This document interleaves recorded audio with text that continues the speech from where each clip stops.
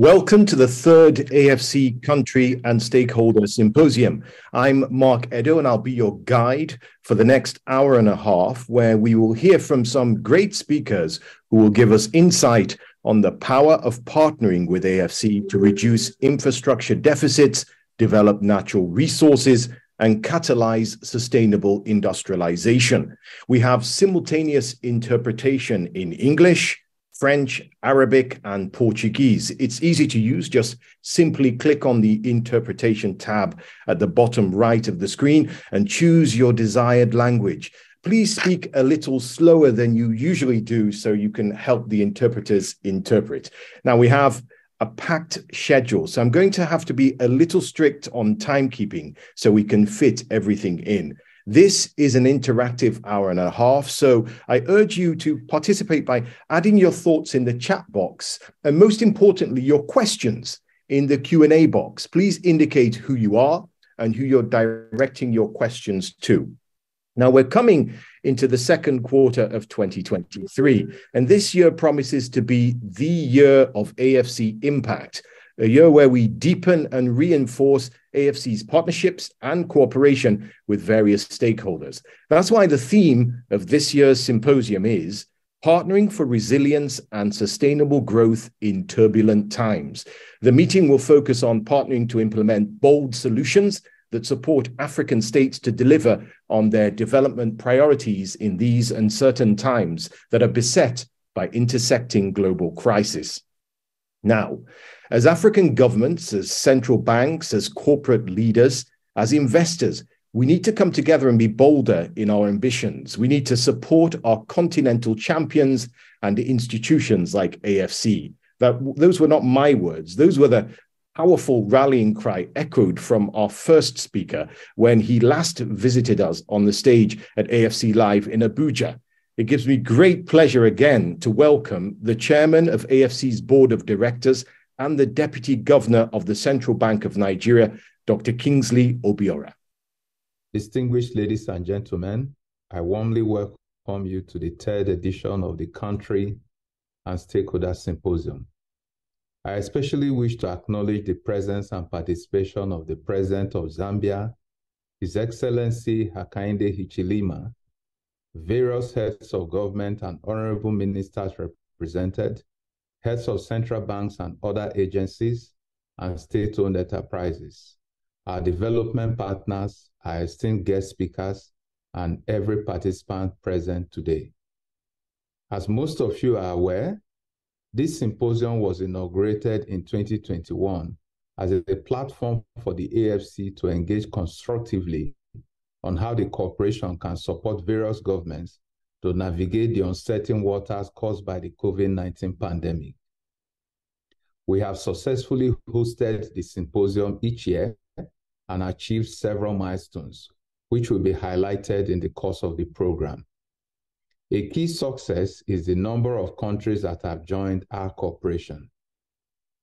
Today, I am pleased to announce that the AFC now has 40 member states, meaning that 75% of all African countries have acceded to the AFC Establishment Agreement, which allows the corporation to operate within a de-risked framework in their countries. With this membership, AFC can mobilize significant levels of short, medium, and long-term liquidity and project financing requirements. This is a significant milestone for a young organization and a testament to our unique business model. I extend my gratitude to all our members and acknowledge the commitment and support of all our existing and prospective shareholders and other stakeholders who have contributed significantly to the success we are celebrating today. AFC is one of the most successful public-private partnerships on the continent, delivering significant value based on this network of partnerships. The theme of this year's Country and Stakeholder Symposium, Partnering for Resilience and Sustainable Growth in Turbulent Times, is both timely and pertinent. With the global crisis, post-COVID-19 pandemic tailwinds, the Ukraine war, liquidity constraints, climate change, global inflation, high interest rates, food and security crisis, amongst other issues that is facing the globe today. The time to partner and explore solutions to address these crises sustainably and deliberately is heightened. There must be a shift from the current status quo of traditional investments or aid to innovative and pragmatic investments in instrumental infrastructure and industrial solutions, which will be catalytical in addressing the continent's most pressing development needs in trade, energy transition, and food security. The continent must realize that building sustainable and resilient infrastructure and industrialization is no longer a choice, but a survival requirement to secure our future by unlocking our untapped potential in energy and battery minerals to enhance productivity, create jobs, and consequently improve lives. This is the mission of the AFC. In closing, I call on all African governments to support institutions like the AFC that provide African-tailored solutions to solve the continent's most pressing challenges. I hope this symposium will inspire you to action and that you will continue supporting the AFC as your preferred development partner on the continent in providing new and innovative financing solutions to navigate our current economic challenges.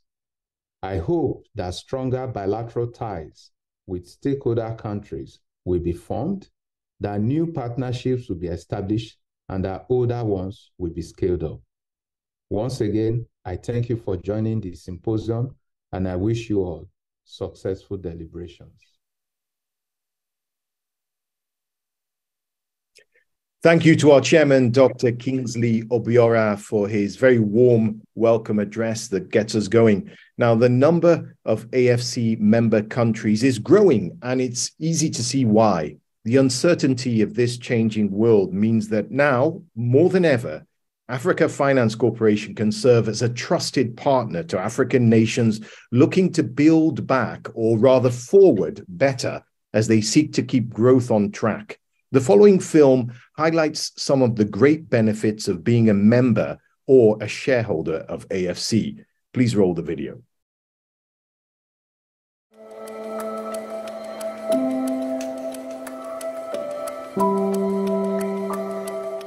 The Africa Finance Corporation, was established with a clear mandate to address Africa's infrastructure deficit and challenging operating environment by developing and financing infrastructure, natural resource and industrial assets that will improve productivity and enhance economic growth of African states.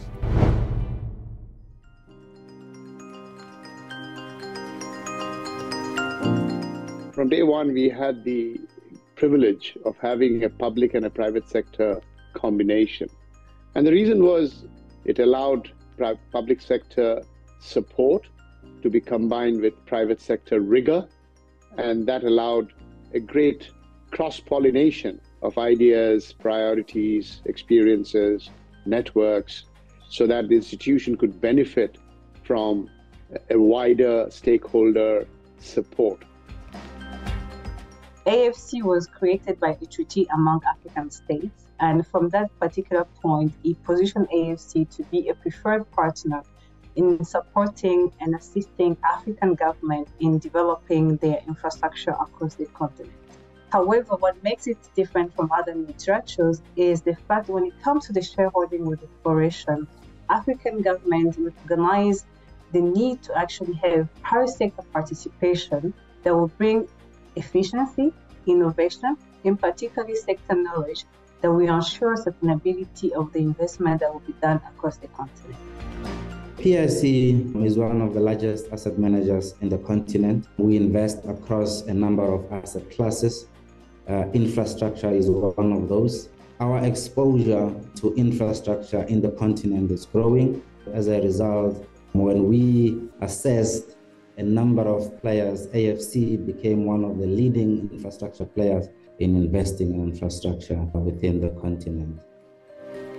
AFC shares the same vision and has been economically active in Egypt, with a key focus on working with local private and public sponsors, while also delivering transformational track record across the continent. We have also witnessed the corporation's ability to quickly mobilize on key infrastructure and industrial projects of national importance. Importance of a partnership between us and international financial institutions is the recent approval of the Green Climate Fund of $240 million equity investment in our Infrastructure Climate Resilient Fund, which is a fund that seeks to incorporate climate risk in fiscal infrastructure build. And that is a way of us trying to ensure that the infrastructure that we build on the continent, can withstand the impact of climate change. AFC has already identified immediate projects pipeline worth over $1 billion in critical infrastructure across key sectors in Egypt, including renewables, energy, natural gas, and heavy industries. The work we've done in developing to de-risk opportunities across the continent, got us an award recently.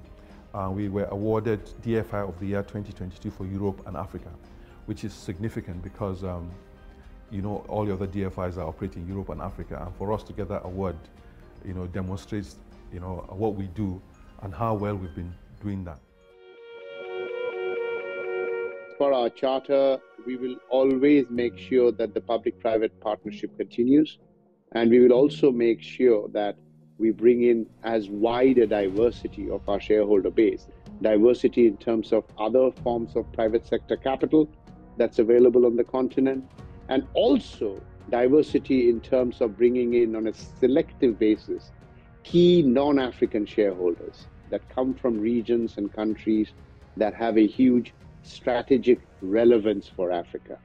And therefore, a partnership can be created as opposed to just a pure financial relationship. Our job is to find ways to accelerate development impact.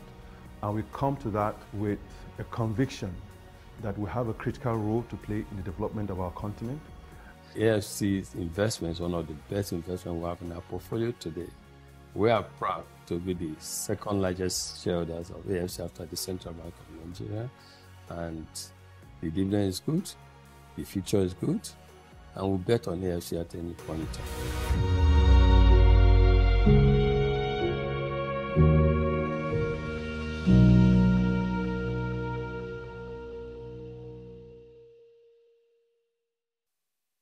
Some powerful sentiments there. Now, at a time of unprecedented global challenges, Africa's solutions have never been more critical or more valuable. AFC's CEO has often been so eloquent in articulating what African states need to do to seize this moment, to industrialize and to prosper. AFC is impacting Africa's development and resilience positively, and it comes to it with a commercial mindset. So it gives me great pleasure to welcome the remarks from AFC's President and CEO, Mr. Samaila Zubairu. Good morning. Welcome to AFC's Third Country Symposium and Seminar. I would like to specifically welcome His Excellency President Hichilema Hakainde, the President of the Republic of Zambia, all AFC member states, shareholders and board members, heads of governments and honorable ministers, heads of central banks, government agencies and state-owned enterprises, development partners, esteemed guest speakers, all participants present. So this symposium was conceived 3 years ago as an AFC convened forum with several objectives, such as building partnerships with key stakeholders in our shared objective of bringing about Africa's development, demonstrating what has worked in AFC's 16 years of driving infrastructure investment on the continent. And we have several examples to give on that. We have built several critical infrastructure across the continent. We have built several ecosystem economic zones. We have built several projects that all Africans can benefit from, and all African states can learn something from that.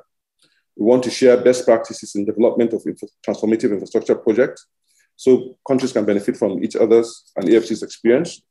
We want to provide a platform to discuss the key issues that matter to our continent in the midst of current geopolitical stress and uncertainty, rising interest rates, inflation, and limited access to much needed financing for African economies. We believe that this year's theme, which is Partnering for Resilience and Sustainable Growth in Turbulent Times, is quite apt. Why? Because we are facing a number of challenges, most of which require intentional approach to providing the solutions to overcome this crisis. We right now have a number of challenges facing the globe, most of which are around resources and the scarcity of resources. Fortunately for us in Africa, we have quite a bit of these resources. So it is very important that we take decisions that will allow us have better value, we capture more value and retain more value on our continent. Africa is energy poor. We have over 600 million people without access to electricity. The Russia-Ukraine war has exacerbated food crisis on the continent. We're highly vulnerable to the impacts of climate change. More than a third of our countries or our continent's youth population are unemployed. Africa is key to the energy transition, and we must ensure it works for Africa. Our continent is blessed with the key minerals which will drive the energy transition. It is essential that we maximize this by ensuring that we capture and retain value of these minerals and metals on the continent. We have to move away from exporting a lot of these minerals and metals as raw materials, only to be processed outside the continent with the jobs that are associated with processing those minerals and metals outside the continent. I've said this before, the market or opportunity for electric vehicles is $7 trillion between now and 2030. It's going to go to $46 trillion. Africa has to have a significant share of that. We read about countries or companies owning most of the minerals and metals, especially lithium, in certain African countries. We have to change that. You know, we can't allow people who own all the minerals and metals that are critical for the energy transition. You know, and then we being used as a ground to harvest raw materials. We must take decisions now that we will process those minerals and metals in our continent. That is how we create jobs for our people. That is how we will ensure that this future potential of Africa is truly realized in our time. Business as usual cannot and must not be allowed to continue. We must do all it takes to mobilize the capital that we need. And we have some of that capital on the continent. We don't have all of it here, but we have some. We must demonstrate with what we have that we're able to develop our continent and we're able to create jobs for our people on our continent. I would stop here and I'll let us go and dive deep into these conversations. Thank you for your time. Thank you for your attention. Thank you very much, Samaila. Now, last month, I understand that you led a delegation to Lusaka, where you met the president of Zambia, and it really was a meeting of minds. You agreed that the key to tackling the challenges that we face as a continent is collaboration, and that ultimately the most effective solutions are to be found within our borders, which is what you've just articulated in your speech there. Here in Africa is where the solutions will be found. As His Excellency President Hichilema said then, every step we take counts. It therefore gives me great pleasure to welcome these words from His Excellency, the President of the Republic of Zambia, Hakainde Hichilema. Distinguished ladies and gentlemen, thank you very much for inviting us to the third edition of the Country and Stakeholder Symposium of the Africa Finance Corporation, AFC. It is a great pleasure to join you here today, representing the Republic of Zambia, a member country and long-standing partner of the AFC. This is an opportune time to rethink, repurpose our approach to solving the greatest development challenges of our time, from climate change to food insecurity, energy and debt crisis. Africa is on the brink of its worst economic and humanitarian calamity in decades. To overcome this, we must challenge ourselves to put our continent first through collaborative and innovative actions to emerge better from the crisis and be able to even exceed the expectations of the future generations. We congratulate the board of the directors and management of the AFC for your exemplary work, dedication, and indeed commitment to preserving and promoting the cooperation as one of the leading multilateral financial institutions on our continent. Through your pioneering project development and ecosystem investment strategies, you have played a major role in de-risking resilient infrastructure projects across the continent and providing the basis for industrial growth and greater developmental impact. Zambia is indeed very proud to be part of the membership of the AFC. This is a clear demonstration that through partnership and cooperation between African sovereigns and African multilateral institutions, we can forge a formidable force to achieve our developmental goals. In Zambia, AFC has invested approximately US $200 million in infrastructure across the power sector, heavy industry, and transport since the country became a member. We are currently in discussions with the management of the AFC on a number of areas of collaboration to position Zambia as a strong hub for manufacturing and production by harnessing natural resources for value addition. Additionally, we aim to collaborate with the AFC to review our copper value addition opportunities, to support our renewed focus on local participation and in-country value addition. Extremely important. Finally, Africa must and will find ways to stop the continuous exploitation of its formidable natural resources and human resources alike. It must become the manufacturing hub for the world and reduce the unnecessary shipping with its associated carbon footprint.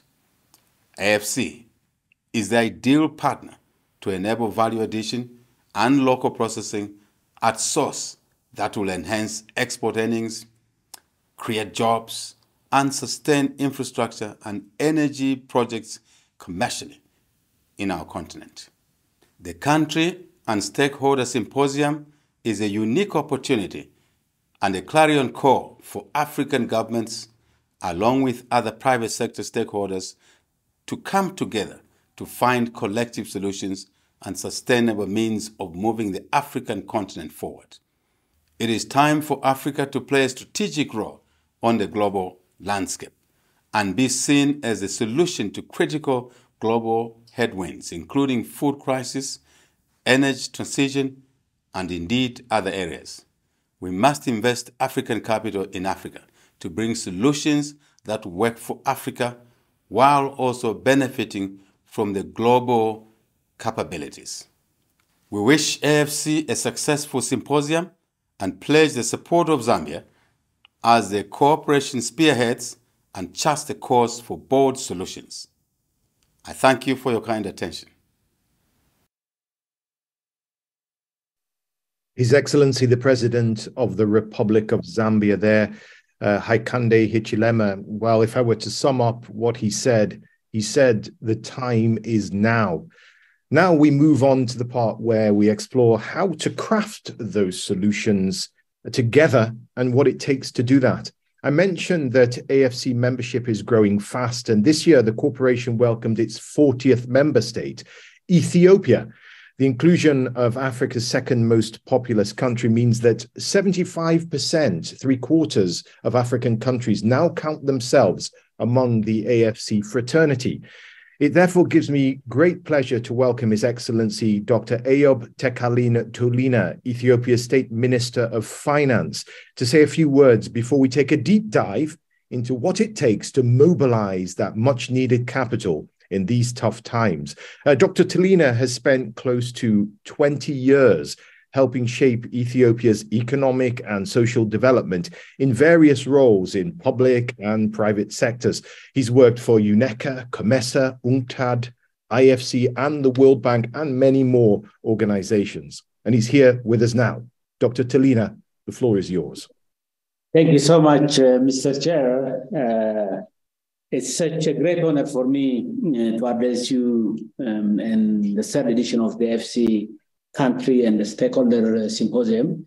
In the interest of time, all protocol observed. I see a lot of dignitaries here. Very warm welcome from Addis.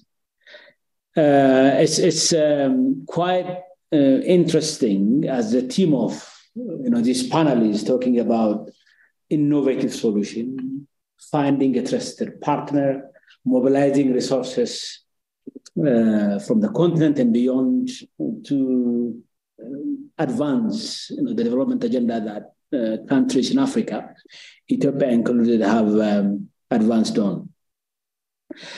For me, it was really great to hear the impact that AFC is having on the continent along the lines I've mentioned, in playing a very catalytic role in mobilizing capital and making sure that capital is invested in broader development projects from energy to infrastructure and whatnot.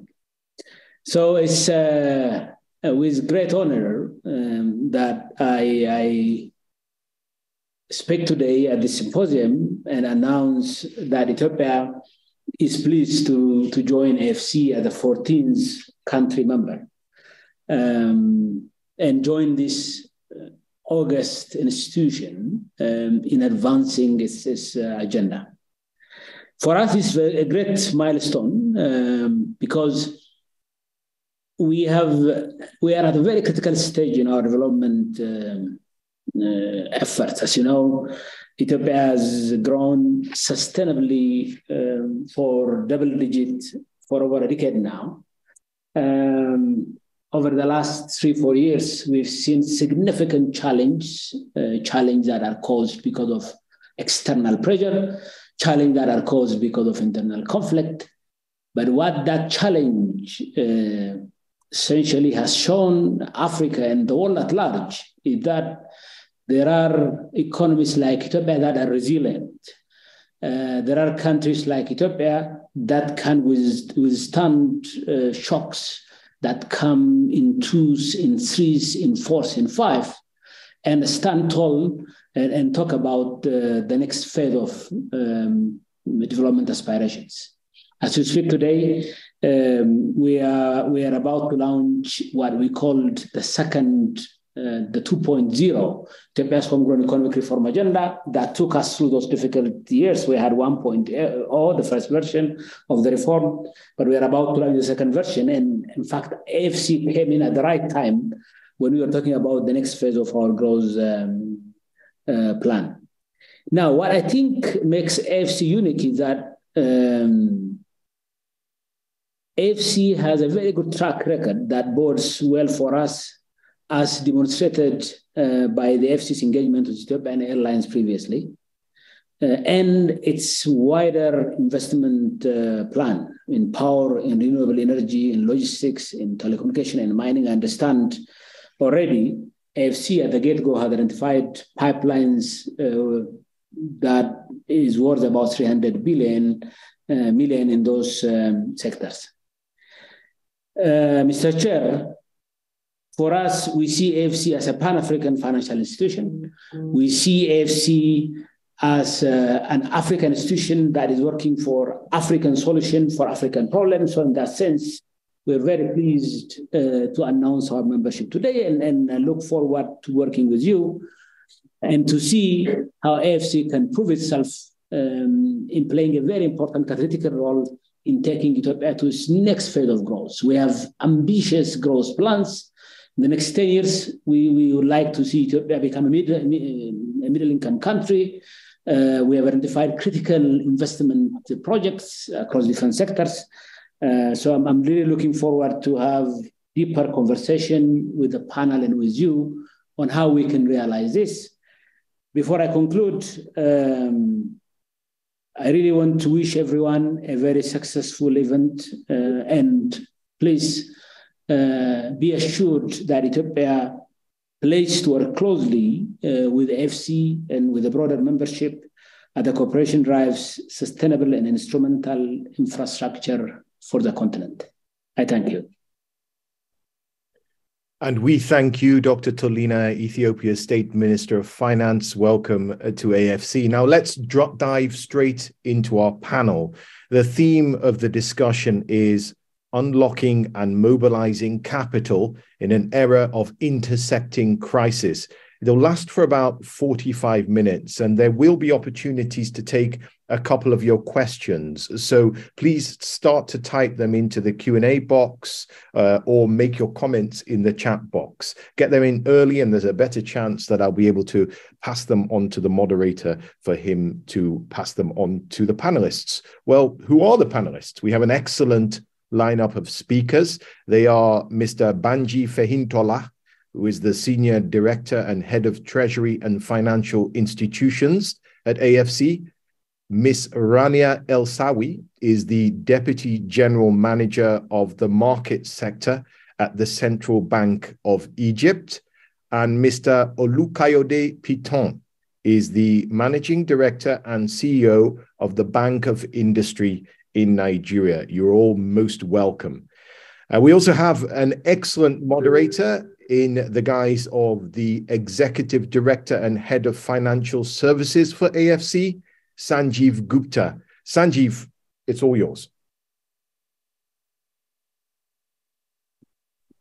Thank you, Mark, and good morning from Lagos to everybody.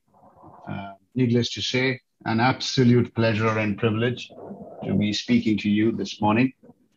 Mark, you know, when I was thinking of how to kickstart the conversation, obviously the one thing that hit me was this is the third time around that we are doing this symposium. And this symposium and the genesis of this symposium was in the depths of despair when COVID hit the world. That's when we created this concept of a virtual platform to be able to share ideas, collaborate with our member states, and find common solutions. And it's remarkable, isn't it? It's so remarkable that 3 years down the line, we are still looking back at a period, and we are probably looking at a future which is still so uncertain. It's still so volatile, still so complex. You know, the last 12 months alone makes you think hard, because just when COVID was disappearing and we thought we saw the light, as they call it, at the end of the tunnel, we were hit with inflation, hit with liquidity constraints, hit with trade wars, geopolitical challenges, cost of money went through the roof, you name it. Unprecedented, complex times. Times that we could have done without, if that's one way of putting it, but times that again underlined the sheer resilience and stamina of the continent to surmount these odds. I was particularly intrigued when I heard the Minister of Finance of Ethiopia speaking, where he used these words, resilience. And that's so phenomenal, isn't it? Because there is a saying, as they say, that when the going gets tough, the tough gets going. And I don't think there is anybody tougher than some of us on this continent, me personally excluded, of course, in that list of tough people. So, you know, just to set the stage, Mark, for the conversation, I'll just quickly quote from a book called The Tale of Two Cities, written by Charles Dickens, long time back. And it's almost uncanny what he said in those days. He said that it was the worst of times, but it was also the best of times. It was the age of foolishness, but it was also an age of wisdom. It was an age of despair, but it was also a time of intense light. And I think that is what the continent is all about today. So let me therefore move to my panelists and try and have a conversation which will hopefully leave the audience with a very, very simple conclusion. And the conclusion is that on the continent, we find solutions collectively because we know a thing or two about managing adversity, because that's what we do for a living. So let me come to you, Dr. Opitan from the BOI, because Mr. Opitan, you actually spearheaded probably one of the most interesting transactions on the African continent last year, which was designed to manage the problems that we all faced, which was around cost of money, liquidity constraints, and general risk perceptions having gone up so much more on the continent. And there you are, you managed to raise successfully a huge amount of money from global markets out of Nigeria, running the institution that you do from Nigeria. Tell the audience a little bit about the transaction and what it taught you. Okay, thank you very much, Gupta. And thank you, AFC, for inviting me. Like you said, these are very interesting times. A lot of things have happened, and the financial landscape of Africa has changed. For those who are not familiar with Bank of Industry, we are a state-owned enterprise. We're a government-owned bank, but we're a government-owned bank for the private sector. So even though the shareholders, Central Bank of Nigeria, Ministry of Finance Incorporated, but we don't lend to government. No, all our businesses are done with the private sector. But then, like you said, last year was a very tough year. When you look at the markets, you look at the yields, you look at the type of returns the investors were asking for, it became a tough year. Nigeria's rating was downgraded, by Fitch to B-. Outlook stable.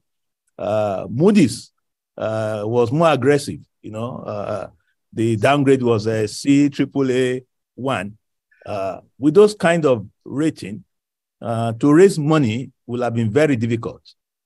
We are a bank that is well run. In terms of our rating locally, we are AAA. But then the way ratings are done is that you cannot have a better rating than your country when you even look at the ownership of Bank of Industry. So if we were to go to the market to raise money, it means we'll have to go to the market with the rating of Nigeria, and our cost will have been prohibitive. Definitely double digits, possibly in the maybe 14-15%. So what did we do?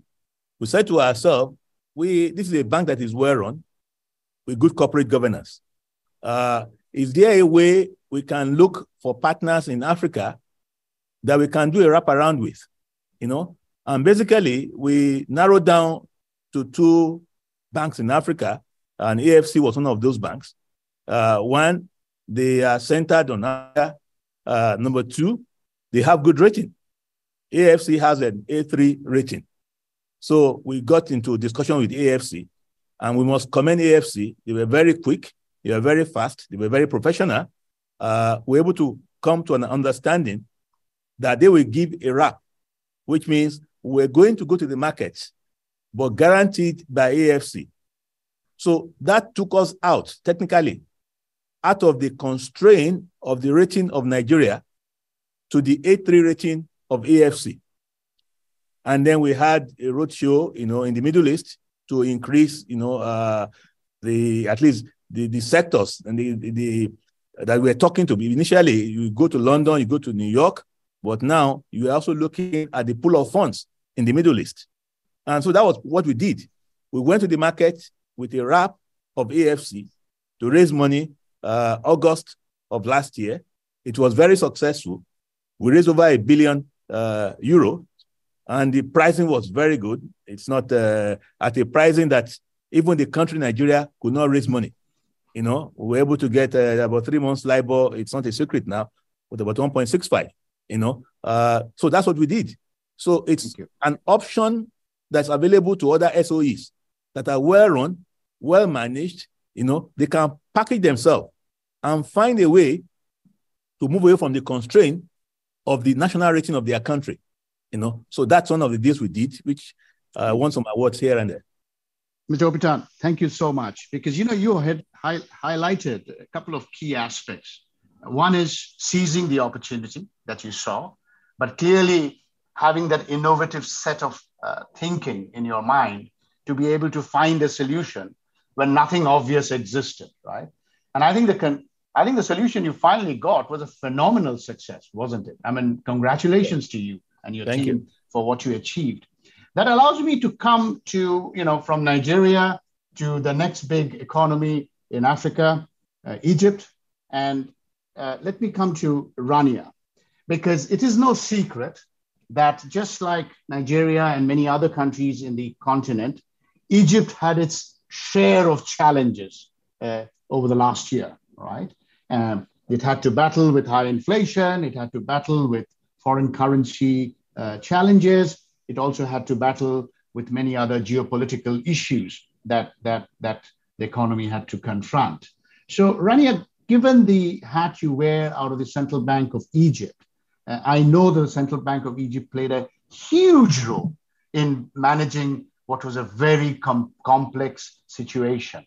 Can you tell the audience a little bit about the interventions that the Central Bank did to handle Egypt's challenges last year? Of course. Thank you, Mr. Gupta. I just wanted to highlight basically what you had been saying earlier about how the world has been stricken by so many challenges and external shocks. We had the pandemic, the COVID-19 pandemic, out of which the symposium grew, which hit the world with an event the likes of which had not been seen in over 100 years. And then just as the world was starting to recover, the world got hit again by a Russo-Ukraine war, the far-reaching effect of which could not have truly been predicted by anyone, by any economic experts. And this left the world quite reeling from just high inflation, like you said, and central banks racing to start to unfold and bring back in years of monetary expansion. But Egypt's story did not start at the COVID-19 pandemic. Egypt's story has been an ongoing one for a long time, starting with the political revolution that happened in 2011, which led to another political tremors that unfolded in 2013. And then following that, this paved the way for the very large macroeconomic reform program that unfolded in 2016, in which the FX regime was liberalized for the first time ever. And this was quite a revolutionary move. And it paved the way for the growth that was to come. Because had it not been for this macroeconomic huge stabilization program that was backed by the IMF and had the full buy-in of the entire government of Egypt and the highest authorities, we would not have been able to weather the COVID pandemic or the Russia-Ukraine war the way that we did. That's a little bit of a backtrack, but let me move forward a little. So last March, the Egyptian market saw an outflow to the tune of approximately 20 billion USD, just capital flows, portfolio investors choosing to exit the market. Now, because we've been here for a long time and we know how these things work, and we know that this was really exceptional circumstances, we knew that we had to step in order to allow these portfolio investors swift and uninterrupted exit from the market. And that's what we did. And we drew down from our reserves, and we did this and we announced it, and it was done in a transparent manner.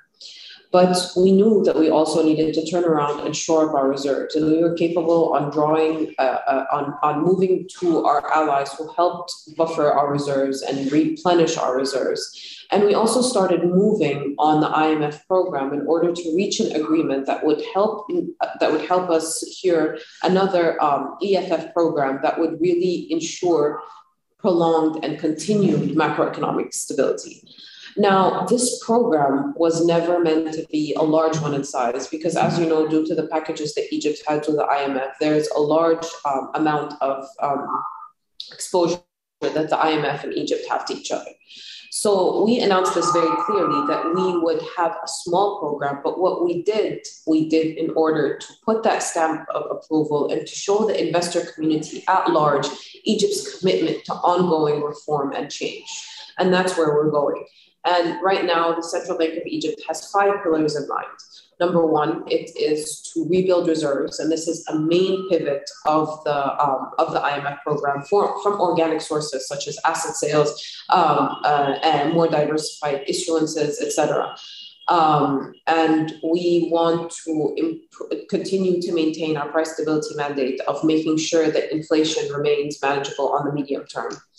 And by doing this, this brings me to my third point of the CBE is very keen to improve the transmission mechanism, as well as the EGP, as well as the CBE continuing to ensure that the FX rate always serves as a shock absorber, not a shock amplifier. And the final thing is, at the heart of it all, ensuring the financial stability of the banking sector, because the banking sector is the backbone of the entire economy. So those are the 5 things that we are targeting right now in order to make sure that Egypt manages the current external shock that is affecting the entire world. Thank you, Rania. For the audience's sake, I just want to put Rania's comment into some perspective, because when Mr. Obitan spoke, he talked about innovation, he talked about seizing the opportunity, he talked about collaboration. What Rania highlighted from a central bank's perspective of one of the largest economies on the continent is how swiftly the central bank acted, how transparently they acted, and how committed they were to policy-led reforms, which they saw through at a grassroots level. And I think that is a lesson for the continent, or for any central bank for that matter, that when crisis hits, the decisiveness matters. And so the Central Bank of Egypt showed that so in such an exemplary way. So Rania, thanks for explaining that. That allows me to bring in Banji Fenitola. Rania, you mentioned that we had a crisis that has not happened in the last century or over a last century, so to speak. And it's a crisis of all kinds that we have been facing. The reason I'm highlighting what you said is I also consider Banji, who happens to be working with me in AFC, the treasurer of the century, right? Because if there is one man who seems to thrive when complexity hits us, it's this man. So Banji, tell the audience a little bit about the role that you think DFIs can play, should play, and has played in managing what has been, as Rania said, the crisis of the century. Over to you, the treasurer of the century. Well, thank you, Sanjeev. I've never been called the treasurer of the century, so thank you for giving me a new name. It's nice to see Mr. Piton and Rania from Egypt. I was just listening keenly to all the conversation, and obviously that fits into what Sanjeev just said about my role at AFC as the treasurer as well as the head of financial institutions. Maybe if I start with the treasury part, I think we've all talked about how financial markets have been very difficult in the last few months. And I was somewhere a few weeks ago and I said, what a difference 12 months can make. I mean, it looks like it's a long time of adjustment, but believe it or not, it's just 12 months. 12 months ago, interest rates were near zero, and today we're virtually 5%. The Fed has hiked rates, I believe, 9 times since March last year. So it's unprecedented. It's a treasurer's nightmare. It's one of those things that you don't ever wish to see.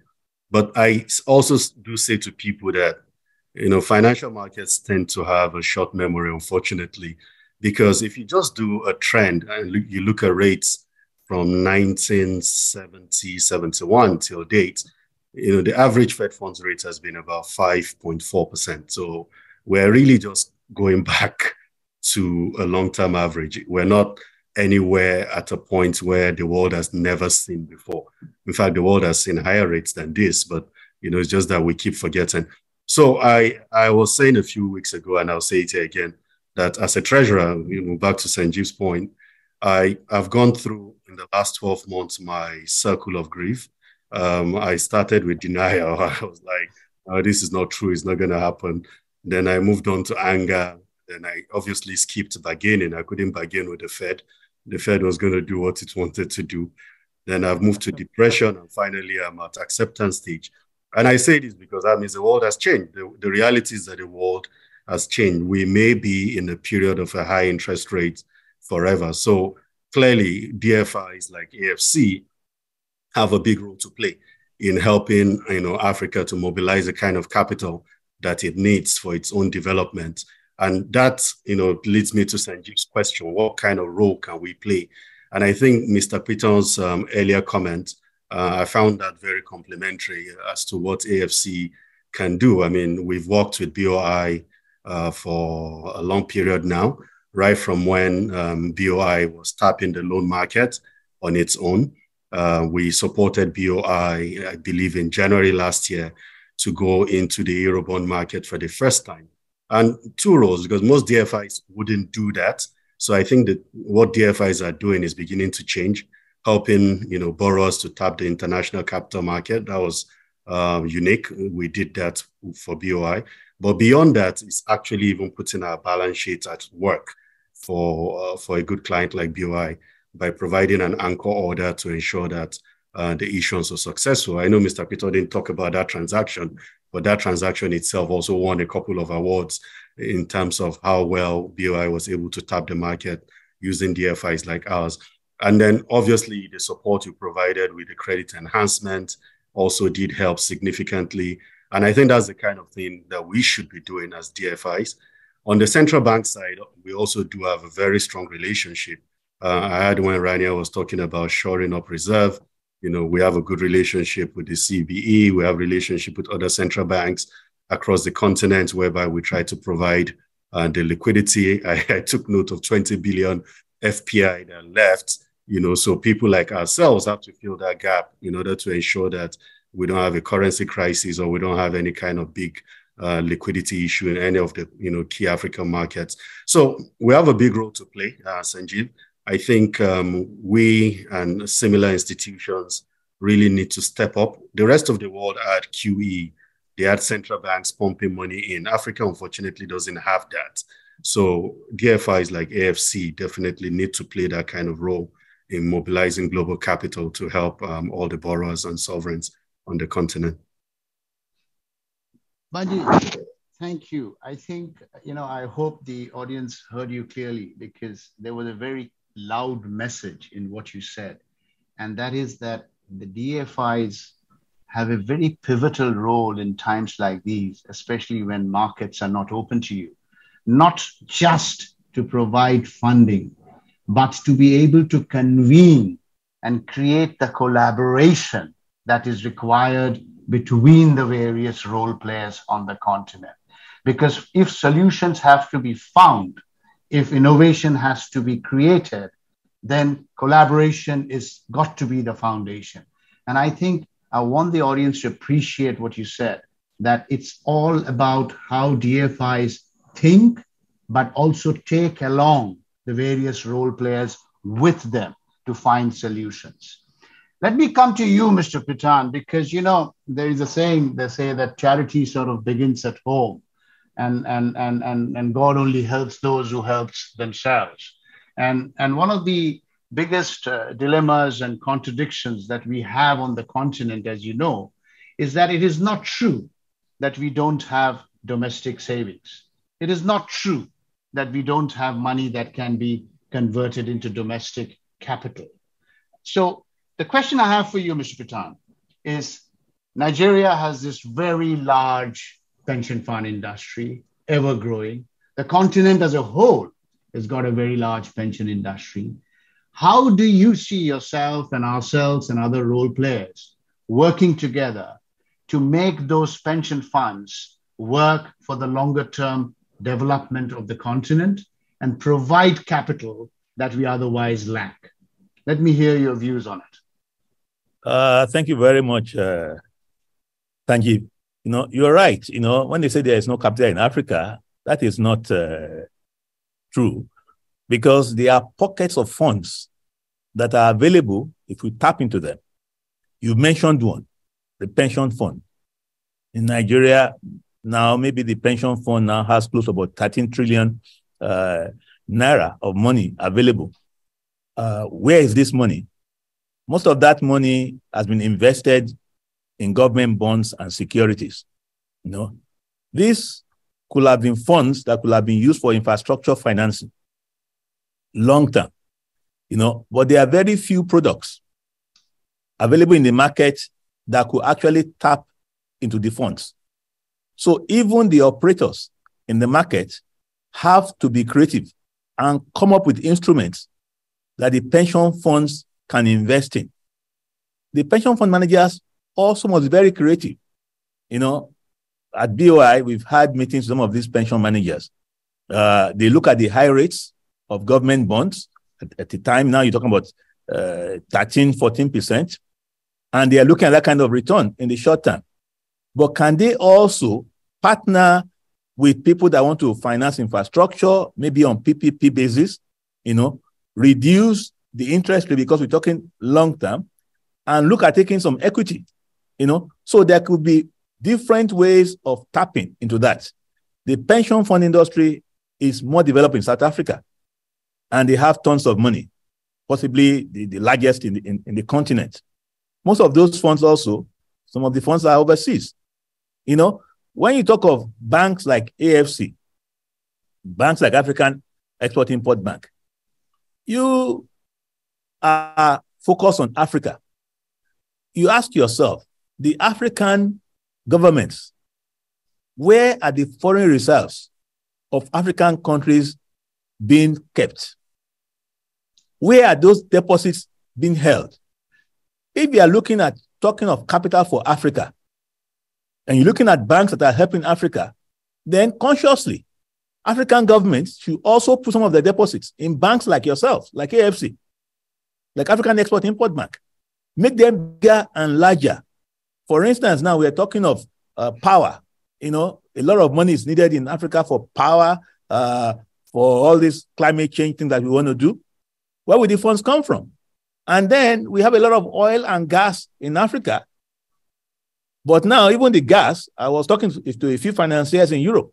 They're saying, well, gas is an intermediary kind of fuel. They might not finance it. So Africa is sitting on a large volume of gas. Who is going to do it? Banks like yourselves have to do it. So our pension funds have to be more active.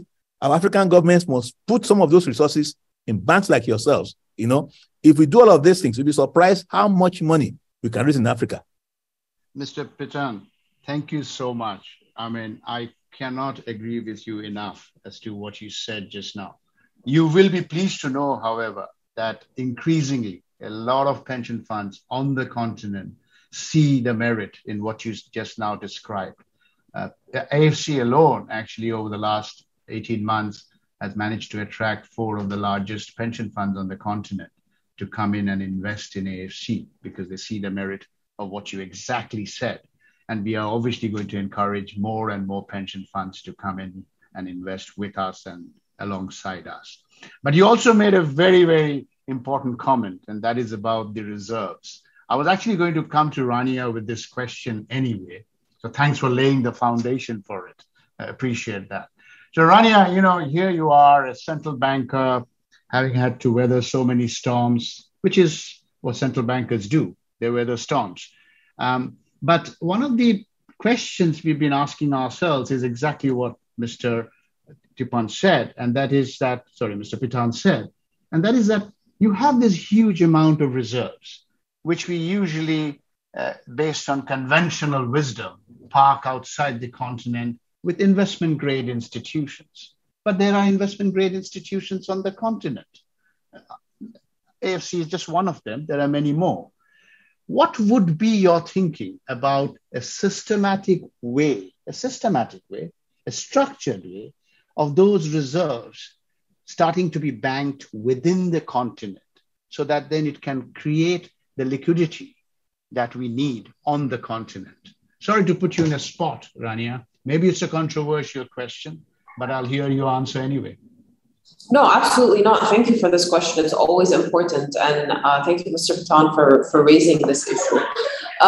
So for us, we are always doing business with with the institutions here of Africa, and we have very long-stated relationships with all of the central banks, and we're always keen in order to continue manifesting those relationships. For us, how we determine where we place things is very strictly within the constraints of our guidelines of things being investment grade, et cetera. But if there are papers or such that are issued by things that abide by our investment guidelines, then there would be no issue whatsoever looking into them. But the process of also constructing investment guidelines that allow for this is something that we as African nations should actually come together and see to create a synergy on how to create those investment guidelines that would allow us to invest our shared reserves within the continent in a safe, liquid, and return-friendly manner. Because at the end of the day, as a central banker, you are in the business of managing crises. You are never out of a crisis. It's one onto the next, onto the next, onto the next. You live in a state of continuous stress testing, correct? So these, no matter what you do, your reserves have to always be liquid. They have to be placed in investment grade. But in order to be able to adequately tap into what our continent has to offer, perhaps there should be a working group to look into how best to construct investment guidelines that would allow for and in fact encourage more participation amongst ourselves here within the continent. Thank you, Rania. So, I'm encouraged by what you said, that there is clearly an openness to discuss this issue, and there is clearly a method through which we will be finding ways to make it happen. So thank you for that. But then allow me to come to you, Banji, because, in many ways, we've talked about innovation, we've talked about the need to mobilize funding within the continent. But at the end of the day, the continent as a whole, still needs to attract capital from outside. We can't run away from it. So given the way you look at things, and of course, the current volatility notwithstanding, can you tell the audience a little more about where you see those pockets of capital that could be brought into the continent, and under sort of what garb could they be brought in? And how do you, when you go out, raise money, and what is the proposition you place in front of investors outside? Over to you, Anji. Well, thank you, Sanjeev. And I love the comment from Mr. Piton about central banks and the response from Rania. It's something I've been championing for years. And I also like the idea of a working group. So to the extent that is being created, Rania, I lift my hand as a volunteer to champion that for the continent. In terms of what people should be doing, I think it's a tough time for the continent. Let's be honest. You just need to look at where yields are, and how tough it is for virtually anyone to want to tap the market at this point in time at the double-digit interest rate. So one is the issue of cost of fund. The second issue, obviously, is the issue around market access. So two issues that we need to deal with. But to do that, I actually think that we as a continent need to position ourselves for, what I think at some point will be a market correction. And to have that positioning, a lot of investor engagement needs to happen. We should not wait until, the market turns around before we start engaging investors. AFC historically issued a bond per year. Some years we did two. We didn't do one last year because we didn't like the market. But despite that, I spent a large part of last year and even the beginning of this year, going around meeting investors and just engaging and getting people, to be aware of our story, our credit, etc. And I think many issuers should do that. We should not wait. We still need to be out there talking to global investors, letting them realize that a lot of the problems that people see is somewhat exaggerated sometimes. We also need to have a lot of engagement with the rating agencies, because I think the rating agencies also need to better understand the continent and how risk is managed on the continent, rather than sometimes, one size fits all approach sometimes to how the assessment is done. So there's a lot of conversation that needs to happen with the rating agencies and all that. So for me, if I were a Minister of Finance or someone in that position for a sovereign, I think this is the time to be engaging. Let's not sit on the sideline entirely. We obviously need to be out there more and letting people understand the story and the opportunities on the continent. Yeah, I mean, Manji, I think in many ways, it reminds me of the saying that bad news sells, right? And unfortunately, the continent, for reasons that really should be filtered further, continues to suffer from a very bad perception problem. And that manifests itself into how, therefore, pricing and interest on the continent is seen. So it is up to us collectively to manage that. What comes out of Africa is not uniformly negative, because it isn't. But somehow bad news gets reported more than good news. And that's where we have a lot of work to do to try and market Africa better. But let me come to, I'm mindful of the time. We got probably another 3 or 4 minutes left. So let me do a roundup. So Mr. Patan, just a quick question to you. Any thoughts on any niche type of issuances, like sustainability-linked, green, environment, climate-friendly type of issuances or fundraising that you're thinking of? Because there is so much capital out there looking for those themes. Yes, I agree with you. That's the area to go. And I think for most African, maybe SOEs, they should look into tapping into those areas. The countries where you have sovereign wealth, they could also be a source of funding. But I think generally, if you were to ask me one advice for SOEs in Africa, is that, look, run your shop well. Run a transparent shop, run a professional shop. And if you are open and you have good corporate governance, I think there are also a lot of banks out there in a lot of different countries who are actually wanting to help Africa with funds that are long-term, well-priced, but they don't want the funds to go into the wrong places and the wrong institutions. There are also friends of Africa out there, So apart from the climate funds, the green bonds you're talking about, there are also bilateral deals that you can do, with other countries. But like I said, it's important that they see the use of funds, the use of proceeds, if they are convinced, there are funds out there. Thank you. There are funds out there. Thank you. So I think the audience appreciates that there is pools of capital there. We need to meet their criteria. Move to Rania quickly. Rania, similar theme, similar kind of question, but slightly different emphasis. And that is, as a central bank, obviously, you had to manage many things and you have to go through the reform process, et cetera, et cetera. But what has been the conversations like with other bilateral G2G lending programs, especially those ones that are not, necessarily linked to the Bretton Woods institutions? How has that been in terms of attracting funding into the continent?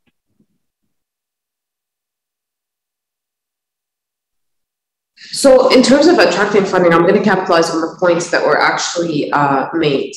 Of course, it's become a more difficult environment globally for me to just approach any partner or any member and say, hello, I need to borrow some money or I need to lend some money.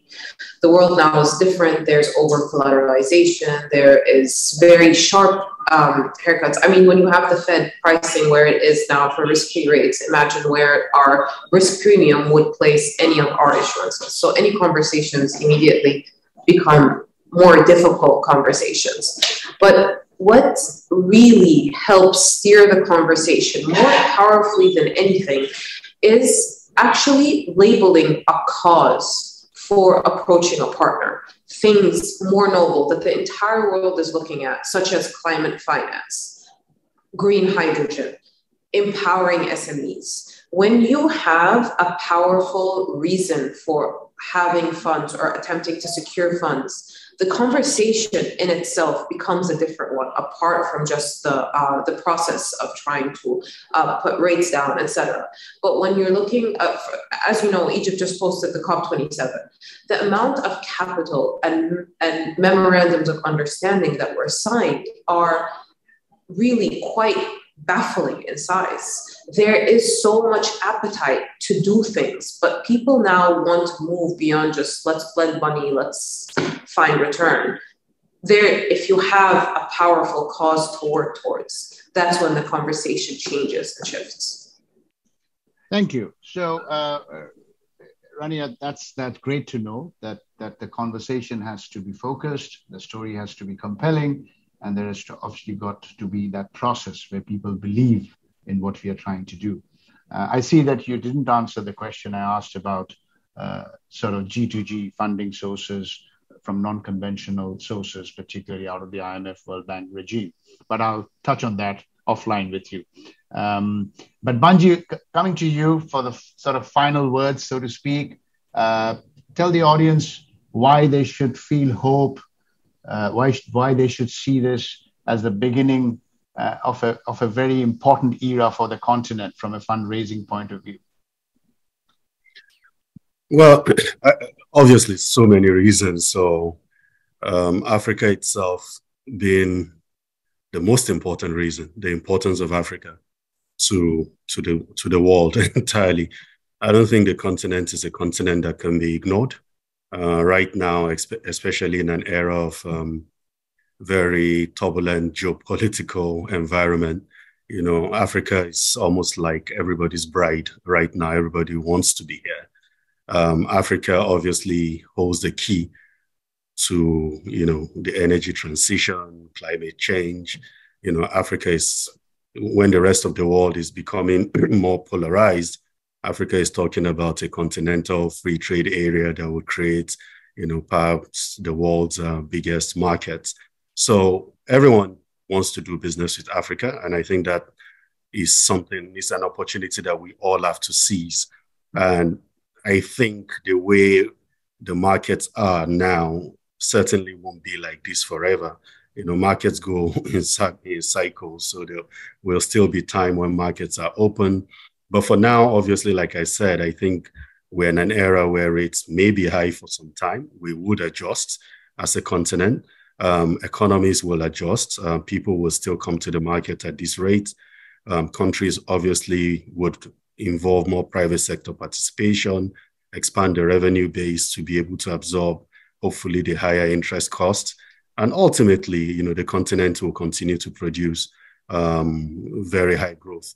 And once that is happening, then I suspect that we will see a situation whereby there will be a lot of capital inflows into the continent. I see that everywhere I go. People are still very interested in investing in the continent. And that's something that we should hold on to and ensure that we mine as a continent. Thank you, Banji. So essentially what we are telling the audience is that this is not a season for despair. It is a season of light, right? It is a season for us to believe that Africa holds a lot of solutions to the world's problems, be it food, be it energy, be it battery minerals, be it new markets, be it the need for the West to diversify their manufacturing base. All of that adds up to a huge set of opportunities. And it's for us to tell the story, because funding then will come, and will come more than we probably want. And I live to see that day. Thank you very much, Mark, for bearing with me and allowing me to exceed the time by 2 minutes. Thank you to my fellow panelists for being such great sports and answering all the questions that I asked. Over to you, Mark. Thank you, Sanjeev. Excellent moderation as usual. I was reading some of the messages that were coming in. That was a very fascinating conversation. I wish we had more time. Let's do it again soon. Thank you very much to the panelists. Now, AFC is more than just a financier. It strives to be a 360-degree solutions provider that takes a very agile approach to developing projects, as you heard in that last session, projects that unlock potential across key sectors. And there's so much more that we need and should do together. So what is innovative about AFC's approach to investment in member countries? Who better to ask than AFC's Chief Investment Officer, Sameh Shenouda. Sameh. Thank you so much, Mark. It's a pleasure to be here,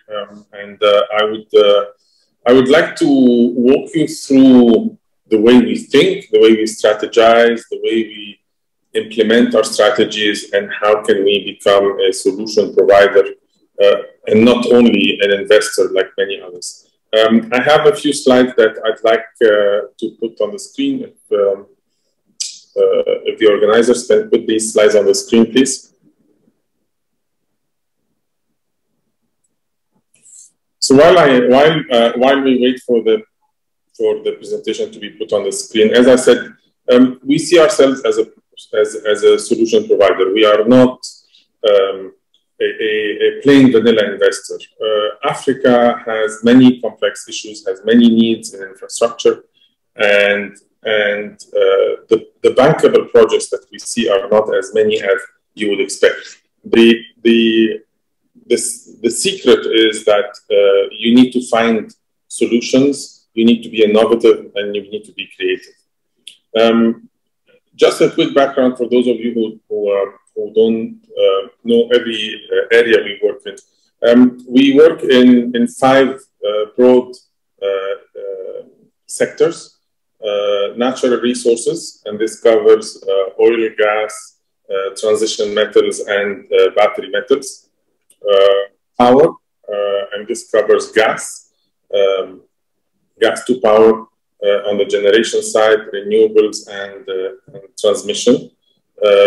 And we focus on heavy industries and telecoms and technology. And with heavy industries, we focus on how we use the endowment that we have in terms of raw materials, in terms of agricultural products, in adding value and not exporting the raw material itself.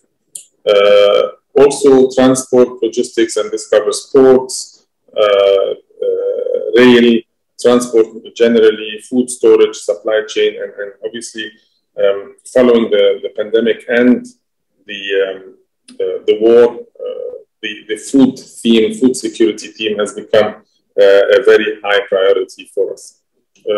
Then we have another area that has been growing very fast, which is what we call product solutions, and this covers sovereign lending, corporate lending, trade finance, and other balance sheet projects. The way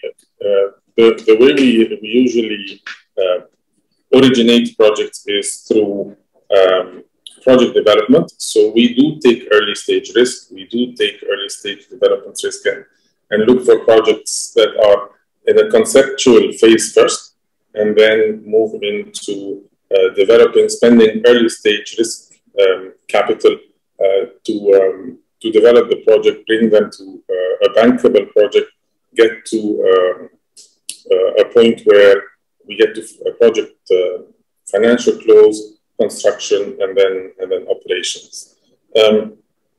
Across the board, we prioritize sustainability, development impact, and resilience of our projects. If we can go to the next slide, please.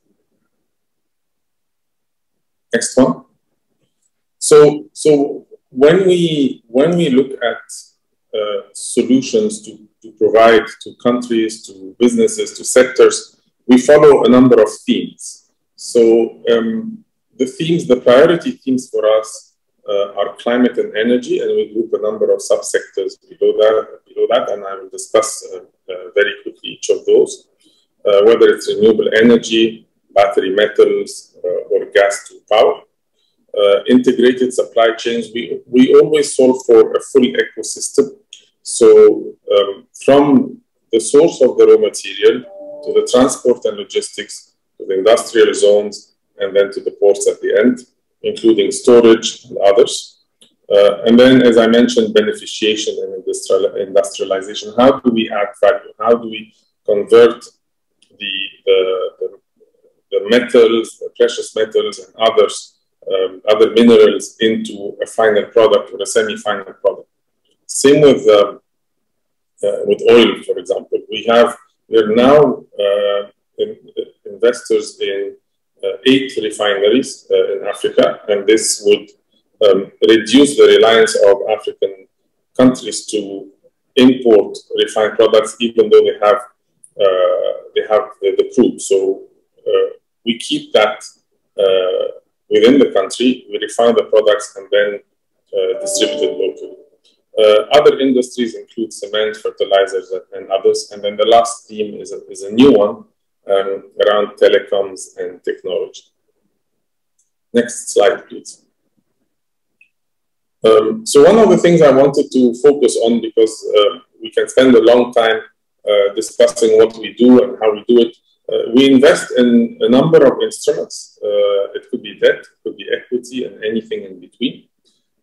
We can invest in single projects, and we can invest in platforms.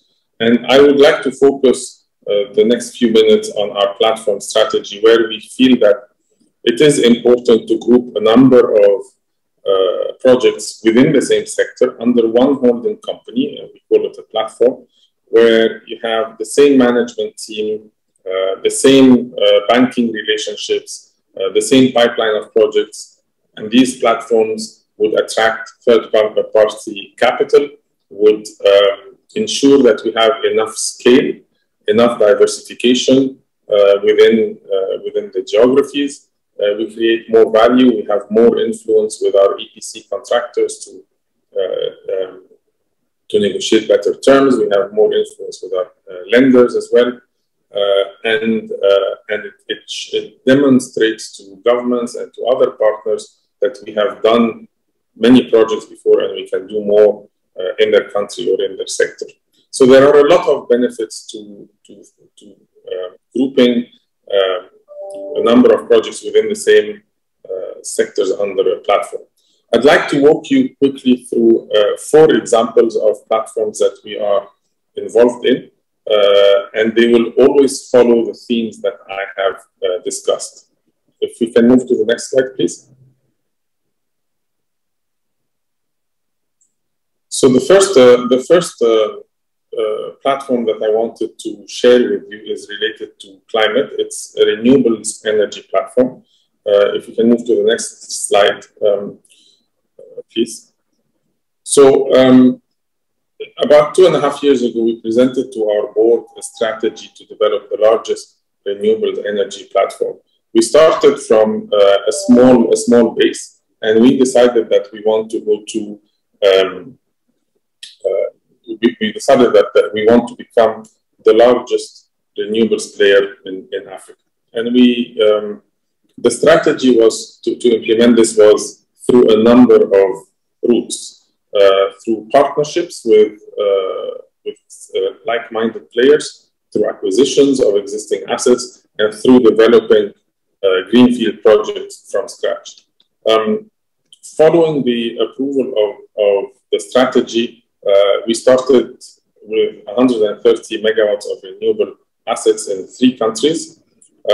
We have created partnerships and made one large acquisition that has now put us in the leading position and become the largest renewables player in Africa. We have 13 assets: solar, wind, and hydro. Almost all of them are operational, and we have a very strong pipeline of projects of about 13.7 gigawatts.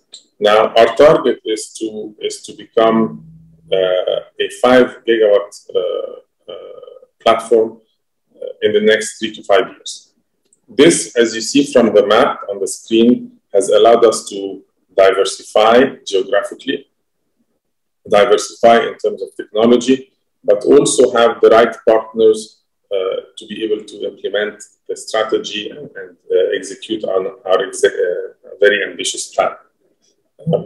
The key thing here is scalability, is access to clean power in different countries, and attracting third-party capital to come and support us and partner with us in executing our plan.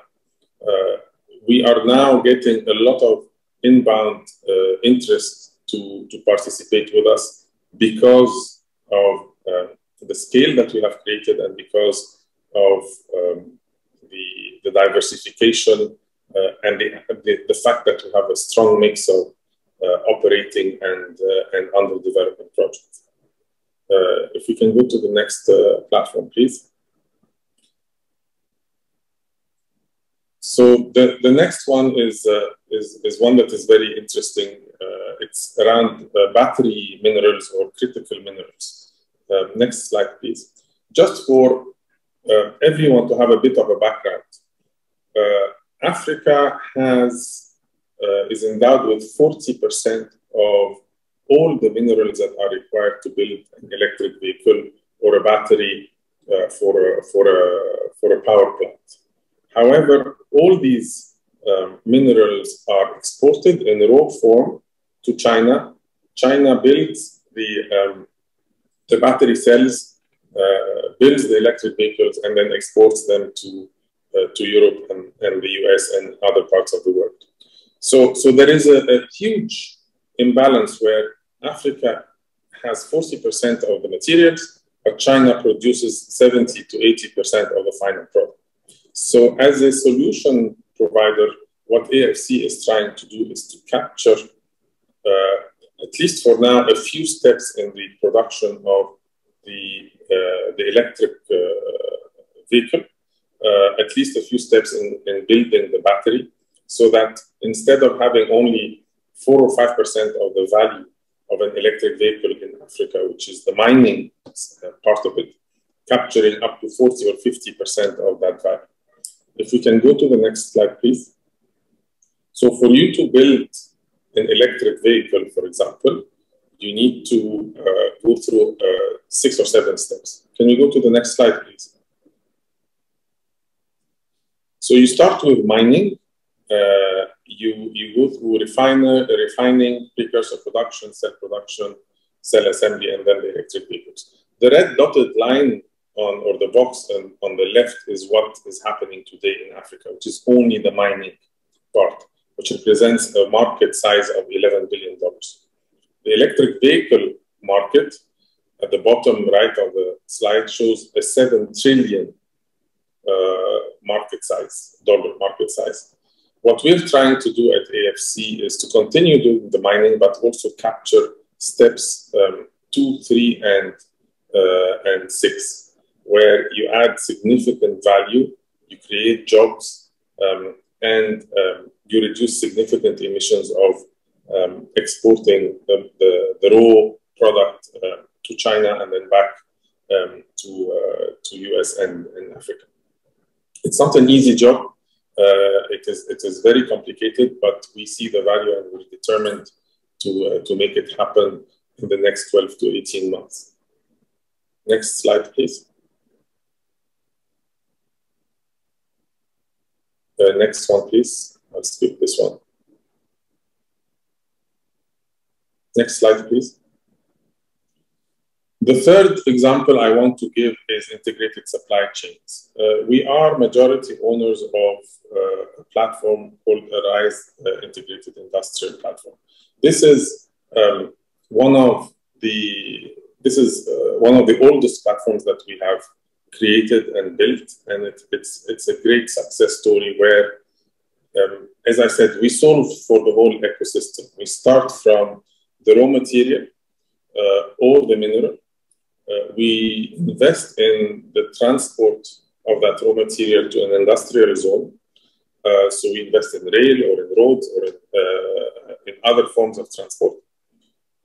We have invested in industrial zones, and we have 3 operating industrial zones that add significant value to that raw material. We've attracted so many industrial players who come and build their factories around that anchor raw material or mineral. And then we invested in a number of ports where we can use the product that has been manufactured and value added to it, and take it to international markets through our ports and export it. So just this slide gives you a bit of an example of how much Africa has in terms of global production of the raw products, and this is where the maps are. So 55% of all the cashews in the world are produced in Africa, 70% for cocoa, etc. But then less than 10, 20, 30% maximum is actually, there's any value added to it on the continent. So through this platform, Arise IIP, we are trying to increase that percentage at the bottom where we capture value. As I said, we create jobs and we produce final or semi-final products for local use or for exports. The solution is not only an industrial zone. The solution is not only a port. The solution is not only a mine or an agricultural investment. It's the full ecosystem. You have to solve for the full corridor. Otherwise, you will not be able to deliver on the strategy. And we have very consciously done that over the last 7 years. And if we can go to the next slide, it's been a fantastic success story in 3 of our operating assets in Gabon, Togo, and Benin. We are now developing 4 more, and we have demonstrated the success not only through the production, but also through attracting third-party capital and attracting the best management you can have in developing such supply chain, integrated supply chains. The last example I want to give is linked to that, is another platform that we are partners in. If you can go to the last slide, please.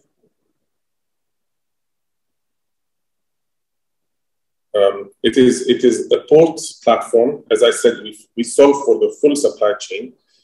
We have a ports and logistics platform that we are partnering with. Next slide, please. We are partnering with 2 of our partners. One is the management team, and 2 is AP Moller. We currently have 5 ports. 4 of them are operational, and 1 of them is a few months from being operational. And we have a very strong pipeline of projects. And this is also grouped under a ports platform that would then create that scale and size. So I just wanted to walk you through, as I said, how we think, how we strategize, and how we implement our strategy.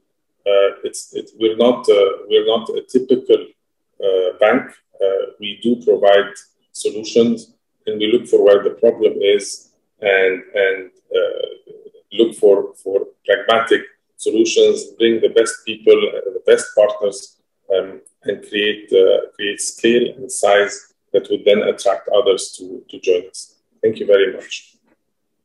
Thank you very much, Sameh. Now, it's been a whirlwind of wins for AFC over the past few weeks. As you heard, AFC closed the Lekela transactions, making it a major force in the renewable space across the continent. AFC was recognized as DFI of the Year at the influential IJ Global Awards in London. And then to top it all off, we saw a record commitment by the Green Climate Fund towards the Infrastructure Climate Resilience Fund that's led by the AFC subsidiary AFC Capital Partners. Now, to tell us more, we're joined by the Chief Executive Officer of AFC Capital Partners, Ayan Adam. Thank you very much, Mark. And all protocols stand, all His Excellencies, our board, and all the partners that are on this call. So I think we can put on the slide, but AFC Capital Partner is a fully owned subsidiary of AFC. And this is really part of the strategy that was laid out in 2018, where we wanted to find solutions, African solutions to African problems, that we could look at what are the solutions that are needed that will support in further mobilization of capital, but most importantly, along sustainable investment themes. And this, as a result of this, we have now a fund called the Infrastructure Climate Resilient Fund. We can move forward on this. And the Infrastructure Climate Resilient Fund, and I am joined by our first investor, which is a very important investor, which is the Green Climate Fund, Mr. Soji Omnishore, who is the Deputy Director of the private sector arm of the Green Climate Fund, where we have secured the first financing of $253.8 million. So what is the Infrastructure Climate Resilience Fund? As I said, this is the first product of the subsidiary AFC Capital Partners. And again, in line with really developing African solutions to Africa's problems, we wanted to have a first take in really changing the way infrastructure is developed, planned, constructed, and operated against the forces of climate. Climate change is affecting, despite Africa being such a low emitter, climate change is affecting us, and it's affecting us in a disproportionate way. So the objective of this fund is to really enhance the quality and the longevity of physical infrastructure. And when we talk about physical infrastructure, we're talking about three or four of the core sectors that AFC is involved in. The first being the climate resilient transport infrastructure, our roads, our airports, our bridges, and also the industrial parks that are really connected. As my colleague Same has explained, we are really looking at ecosystem-based. Today, the forces of climate we're seeing significant flooding, we're seeing huge droughts, we're seeing winds, we're seeing hurricanes in the east and the southern coast of Africa. We've seen floods in Nigeria, in other places. So we cannot look at infrastructure in the way we did. So ICRF is a product which will mobilize between $750 to $1 billion of equity capital, and it will co-invest alongside the AFC balance sheet in these sectors. What is the objective is that we will be the first to change the paradigm in creating a resilient infrastructure asset class. And the resilient, what do we mean by that? What we mean is that we will look at our infrastructure, both the greenfield, since 2/3 of our infrastructure have to be built. This is an opportunity to build them better and to build them strong. And because of this element of climate, we are very happy to have partnered with the largest concessional investor. That's the Green Climate Fund. So it's a blended fund model where 33% of the capital is subordinated to support further mobilization of capital. Next.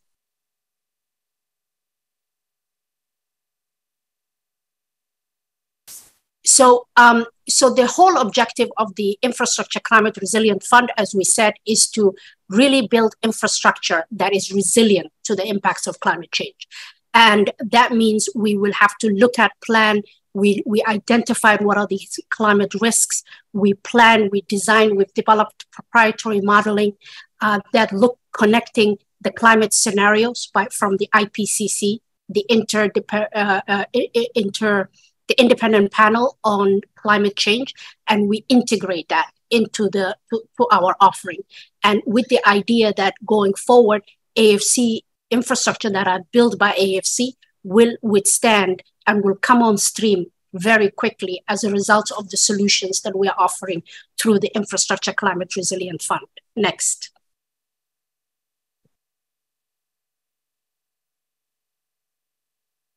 As we said, it's a blended finance model. So our target is to really work with African institutional investors and de-risk that capital into infrastructure.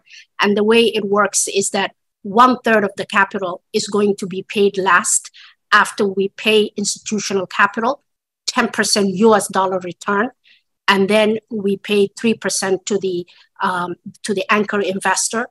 And then there's a revenue share. This really is an attractive proposition. There was a talk about, we have a lot of capital in Africa today. There is a huge pension industry here in Nigeria, South Africa, Southern Africa, and many pockets in Africa.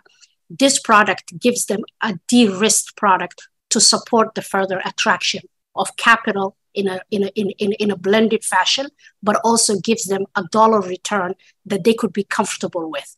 That is as a result of this product, the Infrastructure Climate Resilient Fund, promoted both by AFC and AFC Capital. Next.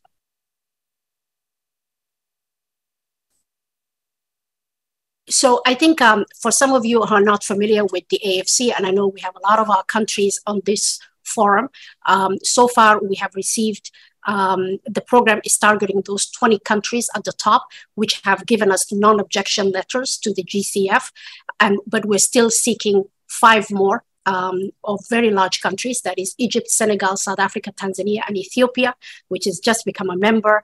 And we hope that then we can submit those and then add that into our planning, because in the last slides that my colleague Same put through, I know that we have plans to look at port sectors in Southern Africa, Egypt, and others. So that becomes very important pipeline going forward. So I think I'm going to end my talk. It was only brief to tell you that we are here. We are an important part of the AFC. We will be bundling many different products going forward. But this first one, the Infrastructure Climate Resilient Fund, is important. It's a game changer for Africa. It's a game changer for AFC to build resilient infrastructure to the impacts of climate. So at this point, I think we would like to invite our partner. We have Mr. Soji Omishori online, and he can discuss a little bit about what went into the thinking of this large investor, where we have received just in the March board, 240 million in equity and around 13.8 million in capacity building and technical assistance, both to governments, but also to ensure that our projects have the right solutions and that we are not building the way we did before. Thank you. As I said, my name is Soji Omishori, and I'm the Deputy Director for the Private Sector Facility within Green GCF, Green Climate Fund.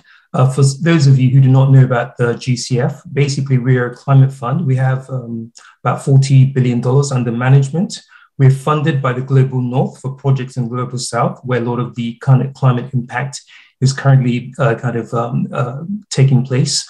We very much focus on mitigation and adaptation projects, and we provide concessional funding. When I say concessional funding, it could be debt, subordinated debt, equity, junior equity, grants, guarantees. And we also look at doing a lot more in relation to insurance. But first and foremost, we are not financial returns focused. The focus of the fund is very much in terms of ensuring kind of a climate impact, as I said, in relation to both adaptation as well as mitigation. In relation to this particular opportunity, I think for us, we're very excited to partner with AFC and AFC Capital on this investment that seeks to address the infrastructure gap, especially climate resilient infrastructure that exists in Africa. And I think Ayan touched upon that. This strategic investment is important for us in order to support AFC, one of the leading infrastructure developers and investors in the region. In terms of our mandate is fourfold. Firstly, to de-risk projects and address market failures, to catalyze private sector financing via use of concessional funding for blended finance structures. Thirdly, to engage with partners who are proving and can deliver in challenging jurisdictions. And lastly, to help deliver impact in terms of lives, livelihoods, and economic development. The investment in this particular case, as Jan said, was $240 million in the form of junior equity. And it was basically provided to enable GCF to provide catalytic funding for infrastructure projects in more than 20 countries. And as we hope through the provision of additional no objection letters, there'll be another 4 or 5 countries that will come on stream. But beyond that, we also provided the grant funding component, which also helps to address other constraints. And those 2 constraints, and we touched upon it during the course of this evening, development of bankable projects, which helps to improve deal pipeline. I think a lot of people misunderstand what bankable is. A lot of people think that they have an idea, they go to the bank helps them assess the bank, the bank assesses the bankability of, but unfortunately that is not the case. The banks don't make projects bankable. They assess the bankability of a project, and based on that assessment, provide risk capital behind it. But for us, the area is helping to develop bankable projects and help to increase the deal pipeline. That's number one. Secondly, one of the benefits of the grant component was the strengthening of infrastructure development, especially the whole ecosystem around insurance, around data, which will be required for the industry, as well as AFC capital, the fund, to be sustainable and to deliver impact, which is obviously the key focus for us. So in summary, we're excited to be partnering with AFC Capital, as well as the team that is knowledgeable and experienced, that we believe will be able to deliver on this innovative and transformative project. And we very much look forward to successful implementation of this investment program and the impacting of livelihoods across the region. Thank you. Thank you so much, Soji. I think Mark will come back. We'll go back to you. But any questions, if we can put up the last slide on these projects from our countries, from some of the partners that are present, please reach out to us. We are happy to engage with you directly, to take you through the process and to support how we can together change the way we look, design, and also basically operate our infrastructure. The forces of climate are severe. We're seeing it on a daily basis. So the business as usual cannot work in the context of ensuring that Africa's infrastructure is climate-proofed. If we do not climate-proof, we are passing to our next generation debt and equity for infrastructure that will break down, that would have significant issue, that would have strong that would not withstand the forces of climate that we have outlined. I think we all know that the emission per capita in Africa is very low. However, the impacts is universal. We're seeing it in each and every countries and some of the smaller countries. So this is a very important program where AFC is again leading the way by solving Africa's problems with African solution. And we're very grateful to our partner, the Green Climate Fund, for this very strong support, but also the show of confidence that in Africa, we can change the paradigm as to how we can climate-proof our infrastructure. Thank you very much. Thank you very much, and congratulations to AFC and the Green Climate Fund for this important partnership. We're very excited to see what transformative impact we can create together. Now, apologies for the blurriness of the slides there. Some people had difficulty seeing the slides. We had some slight technical problems, but we are recording the session and the slides, I'm told, will be shared with all attendees after the symposium. So look out for the email.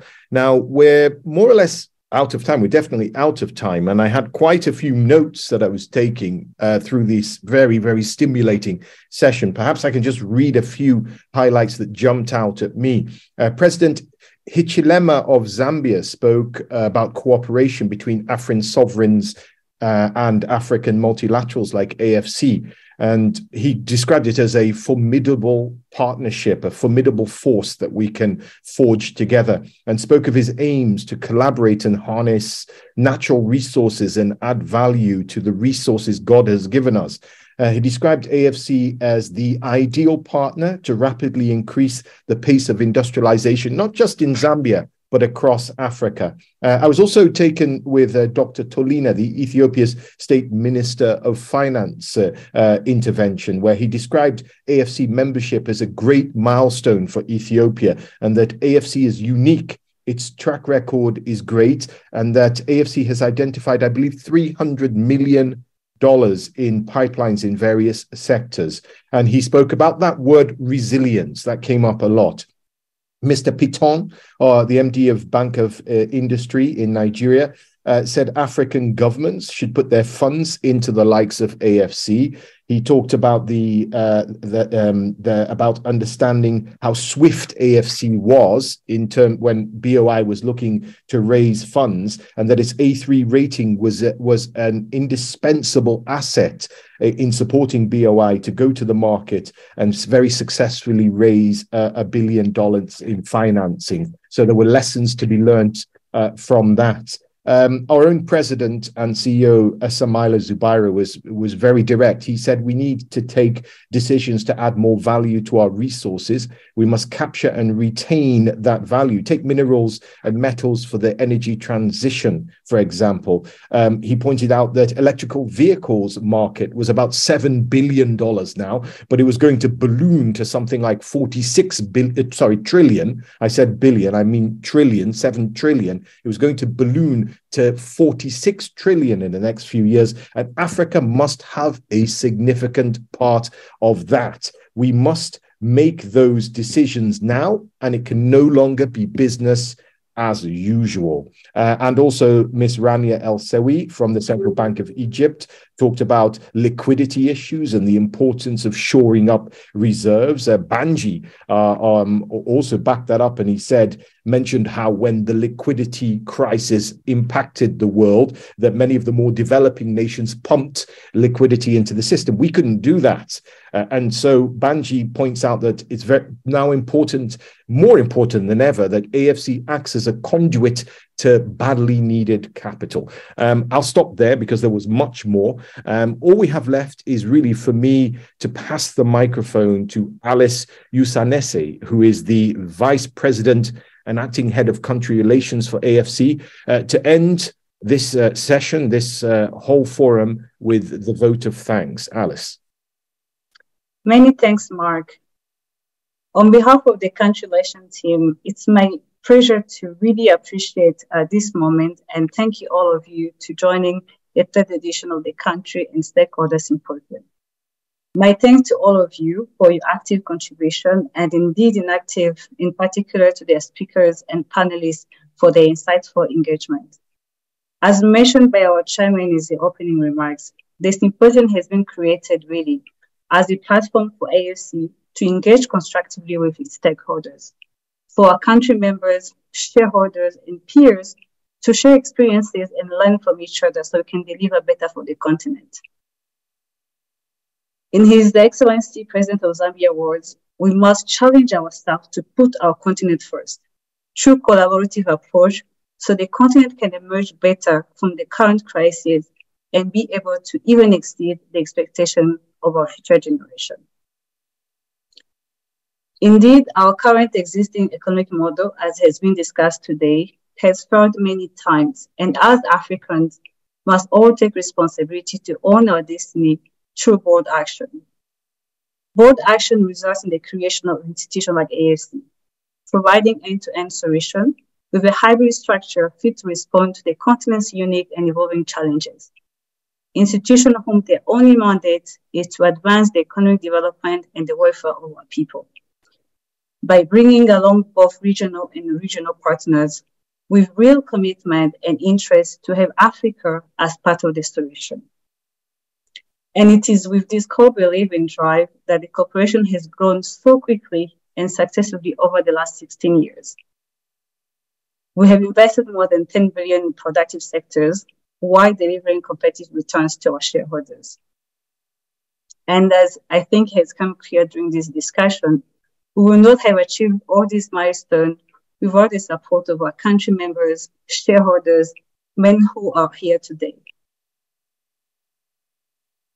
Lomé, Lagos, Libreville, Cairo, Rwanda, Addis Ababa, Dubai, Riyadh, Shanghai, Mumbai, Paris, London, and many others. Thank you. Indeed, AFC is because you are. I wanted to close by reiterating the commitment of the corporation to continue delivering for the continent, diversifying its partners, and especially championing the South-South collaboration that we believe will unlock a new source of capital and innovation. I think this was well explained by Mr. Peter from Bank of Industry. I'll end by asking you, and encouraging all of you from government agency, institutional investors, impact investors, sponsors, contractors, both from the continent and outside of the continent, to continue partnering with AFC by investing in the corporation capital structure, by co-investing with us, by becoming members, and most importantly, by changing and challenging the narrative of the continent. As demonstrated during today's symposium, AFC remains the leading developer, financier, and solution provider when it comes to local industrialization, climate change, and bridging the continent infrastructure deficit. We are the third best rated institution, with the two first being part of our shareholders. And as you heard from our Chief Investment Officer, the Chief CEO Officer of AFC Capital, in addition to being a long-term diverse investment platform, position Africa infrastructure as an attractive and risk asset class, AFC prides itself as a creator of opportunities to you, to our partners, on the back of a multi-country and multi-sector ecosystem investment strategy. And we look forward to cooperate with all of you. And if today's participation is the only sign, we are in a good path. I understand we have reached a high record of diverse participation. So on that note, to my country relation team, AFC colleague, our service provider, thank you for working tirelessly over the past few weeks in making this event a success. I look forward, as well as anyone at AFC, to continue engaging with all of you, and I wish you a happy Easter holiday and Ramadan Kareem for the ones observing the fast. Thank you. Merci beaucoup. Shukran. Obrigados. Back to you, Mark. Thank you, Alice. That concludes the third AFC Country and Stakeholder Symposium. I want to thank all our great speakers. It's been my pleasure to moderate such enlightening sessions. Thank you for your time, and we look forward to further collaborations as we boldly go forward together to create the Africa we want. Have a great rest of the day.